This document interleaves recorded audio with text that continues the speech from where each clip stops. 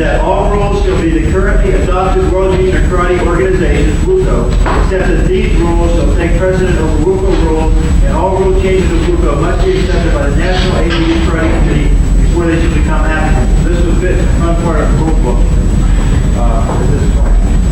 Under National AAU Karate rules.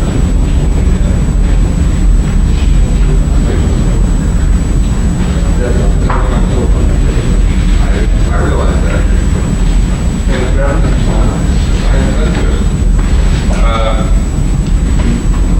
Speaking of international relations,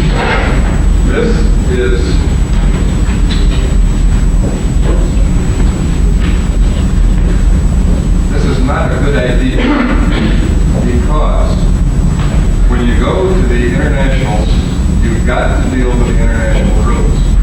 Therefore, and this is true in all the other sports, if you go to the AAU National Convention and listen to any of the other committees, track and field rules, swimming rules, they don't question the international rules.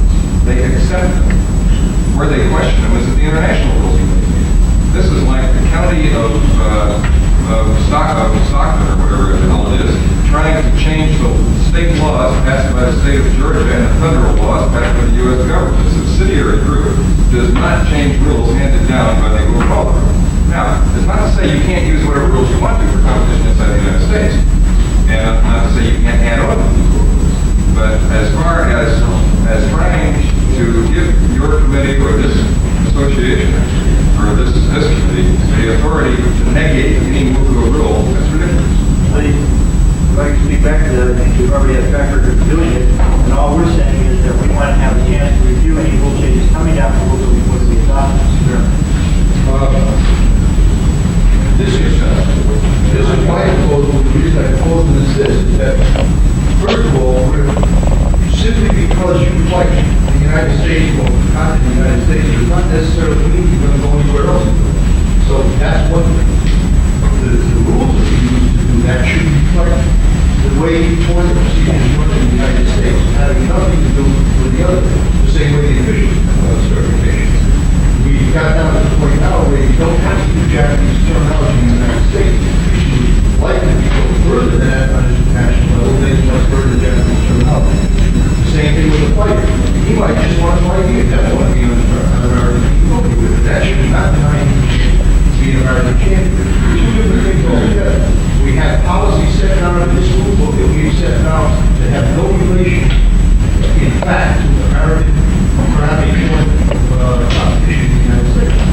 I can give you one point, it's not easy. In international karate rules, they have a provision for compulsory conduct and favorite conduct. If you tell me how you can run a tournament and require some of these rules to go down in the United States, the only way you can do that is closed competition. But we have to accept that. If somebody wants to protest that before the problem, they can. I think it's just two totally different things. Accept anything blindly just because that guy in Paris said yes to the United States is going to do that. I think it's wrong. It just doesn't work out. When the person is at that international rules meeting, just a question now, to clarify the point accurate here. This is that person was representing the United States at that meeting at an international level. Is supposed to be there as a representative of the mission from the United States, carrying the United States rules, right? It's adoptions or changes or recommendations or whatever. Now, if that person is now voted, we have no control over that unless we can vote him or we can carry more votes so we can make our point as any other country can make their point acceptable. Now, when these rules come back to the United States, they govern our international competition only. Now, this amendment says that we, in my opinion, in fact, don't accept our international team will fight under those rules because we have to accept them first.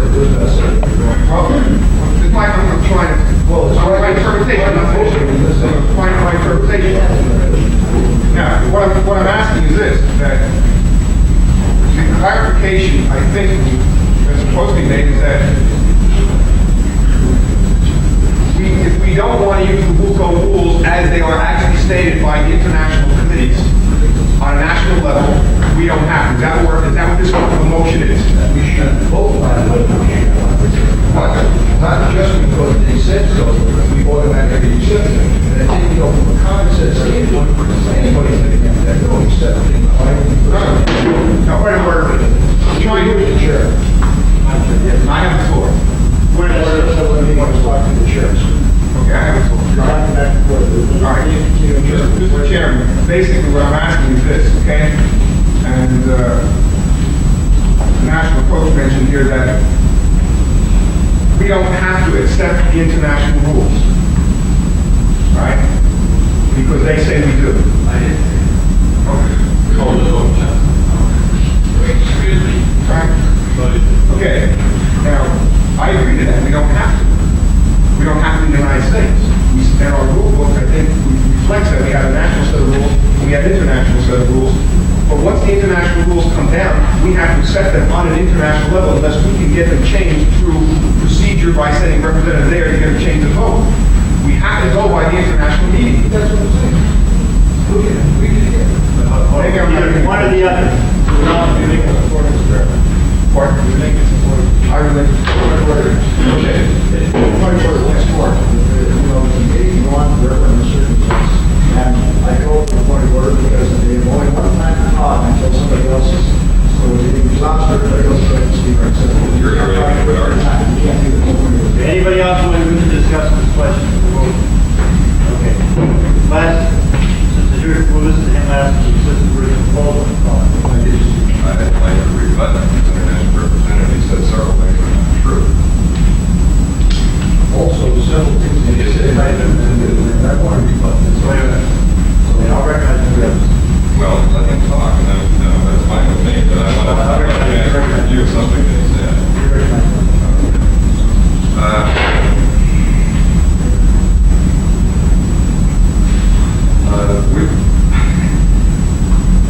We've been through this particular situation probably 3 or 4 times since this karate committee was formed and dealing with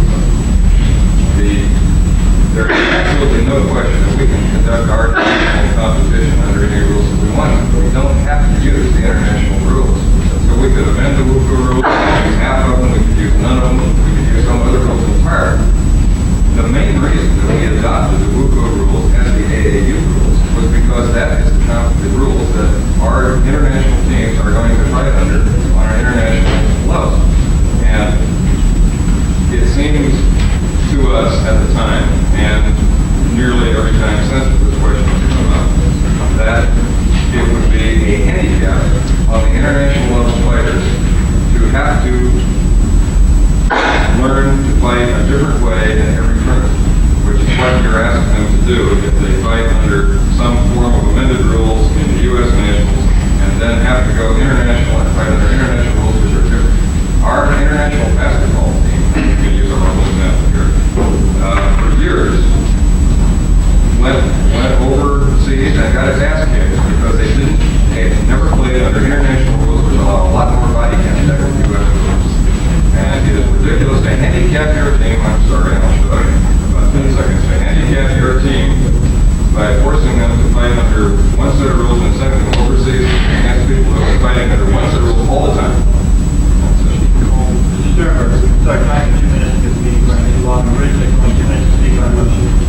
Okay, Mr. Sternberg. The United States at this stage of the game certainly don't have only one set of rules that everybody is trained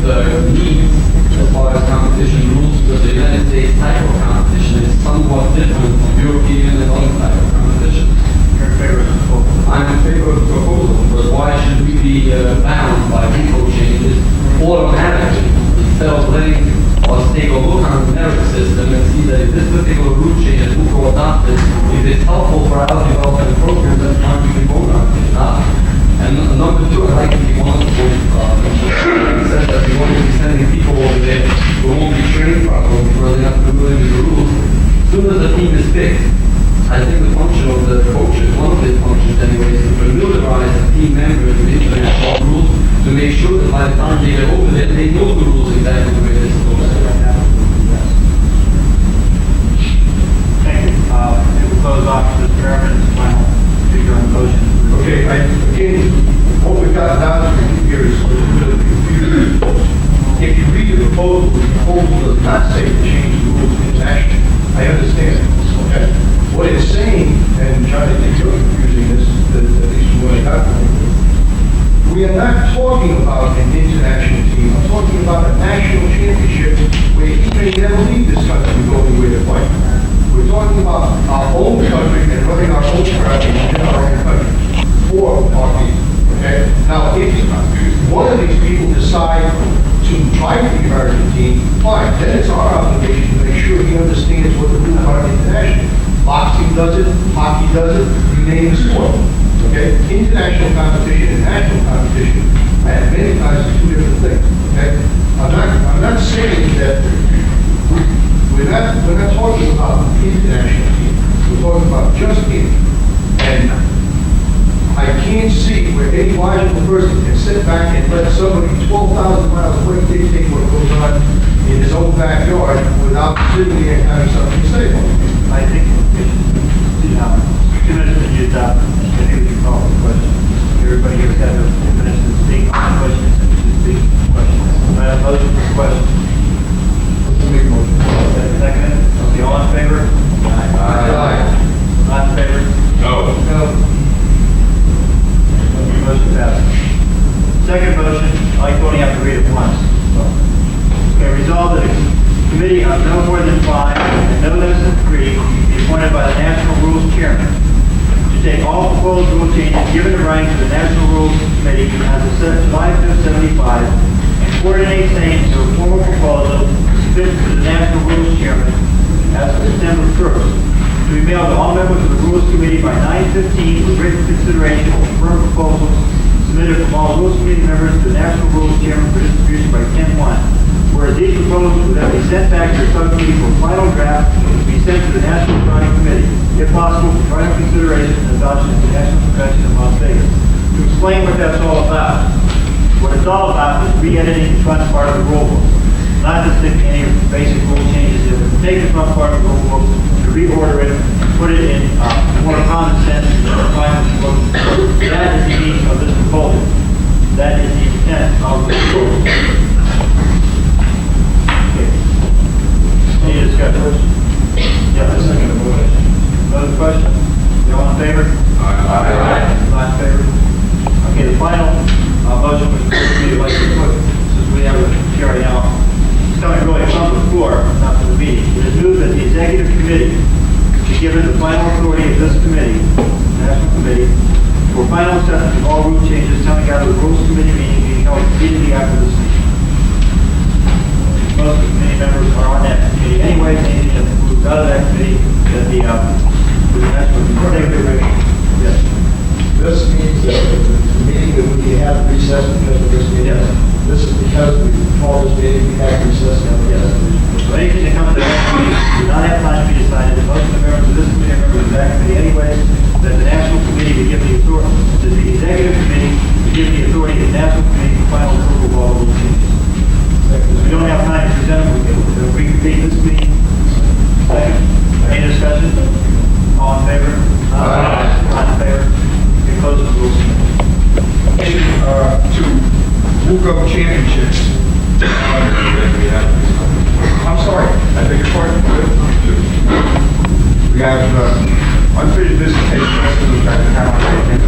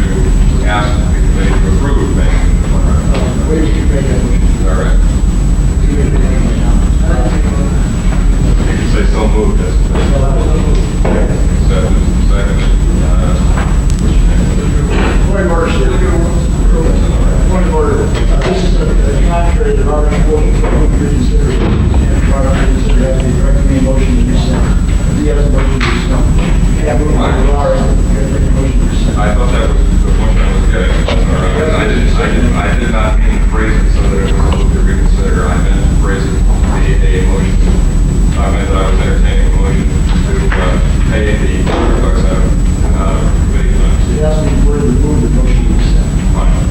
That's required, and we will word it in that fashion. I move for the question. We move second. Is there any discussion on this? All in favor, signify by saying aye. All opposed? Any unfinished business that I am also not aware of? Any other? Okay, championships.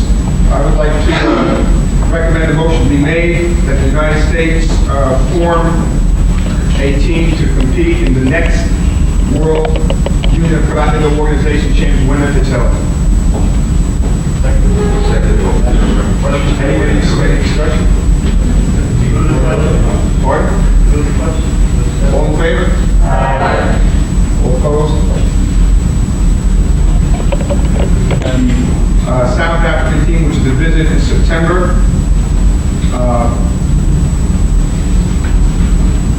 Be supported by competition between selected American representatives, whether they, which would probably include or will include the standing American team and possibly any other local association teams that the American team cannot be on the scene at that point in time. The procedure is he's entertaining a motion. I'm entertaining a motion. That means somebody has to say, so moved. Somebody say second. Discussion? Procedure. I was wondering whether the sanctions, any sanctions on South Africa, economic, or I guess, is going to put us in trouble at all. I don't know. I heard that several people coming from the AAU, otherwise, there's some difficulty with the South African tourism bubbles and things like that. I'd like to have it formally. You probably heard this. Oh, yes, that's right.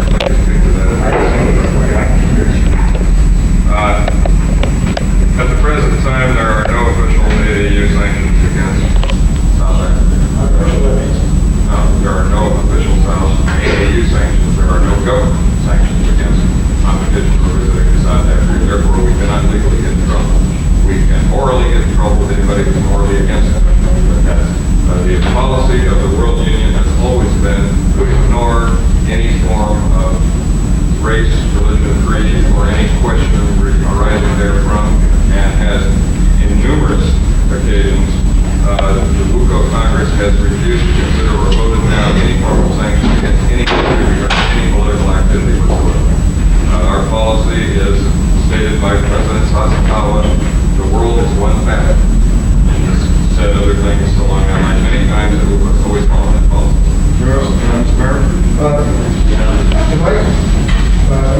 I'd like to point out that the South African team is coming here to fight the national team.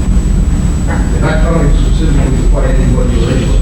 They dealings that I've had, they want to fight the American team because we got to put so that they want a chance to get back. What I'm saying is that I'm not sure I understood you.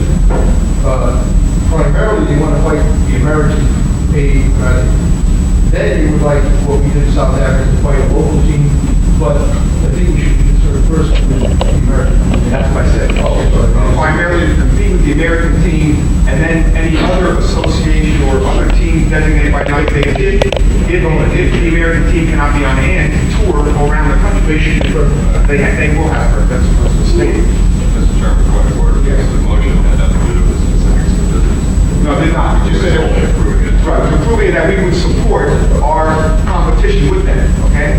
I just want to make one point of clarification. Sanctions, and speak with AAU has.